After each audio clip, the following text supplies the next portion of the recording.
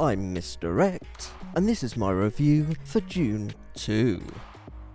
With one foot in the past and one in the future, Denis Villeneuves is a filmmaker that has qualities of a throwback as well as an industry-evolving auteur, and with each film keeps going on to show that along with his contemporary Chris Nolan, is a filmmaker that the industry is very lucky to have on its books. He has said that he actually started storyboarding Dune when he was a child, which goes to show that A, this really is a lifelong passion project for him, and B, that he has been honing his talents for the bulk of his life. And Dune 2 comes across as something of a watershed moment for him, bullet pointing the moment he transforms from low-budget, intelligent sci-fi and thriller fare to moving into pole position in the Hollywood rat race. And the film he has done this with is both very grown up and with a childlike, awe-inducing quality that arrives into cinemas as, if not a four-quadrant film, certainly one that is going to be a catch-all for all but the very youngest of filmgoers, and eyes will be on its box office with hopes that this kind of movie need not be only occasional fare, because if it returns decent revenue, as it seems to be doing, it could open the door for even more intelligent or inspiring movies that will actually tear people from their sofas, because this is a film that necessitates big screen viewing. This is something that a lot of films shout, yet most patrons see through this for what it is, which is studios trying to get cinemas packed because they earn a lot more money than when audiences wait to watch it at home. Something that is becoming more and more a preference for people these days, and understandably so. So there are going to be a lot of nervous eyes on Dune 2's box office watching its performance, and early signs are good.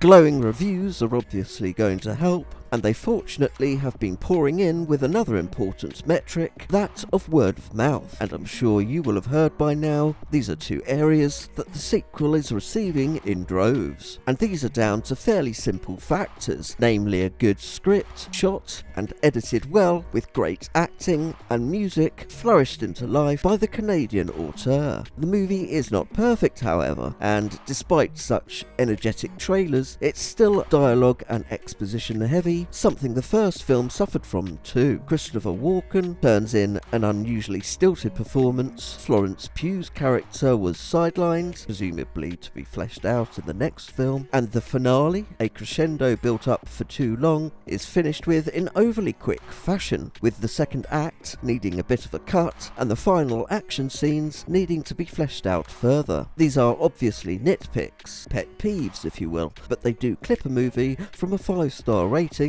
and is unnecessary in a film with an already bloated runtime. When it comes to production design, every department fulfills their mission briefs with such elan that you hope that the movie's release date isn't too far removed from next year's award ceremonies to be fresh enough in the voters' minds that they don't shower this movie with the awards they will rightly deserve, because if the Academy are known for anything, it's that they have short memories. Like Chris Nolan, Villeneuve is a filmmaker the industry needs to wrap in cotton wool and shower with money, glitter, and anything else he wants, frankly, as long as he keeps being given a work environment conducive to his talents, because said talents are not only rare, but when incorporated into a mind that is as humble as his is worth his weight in spice. Click on the left for our overused trope series, and click on the right for our top 10 series.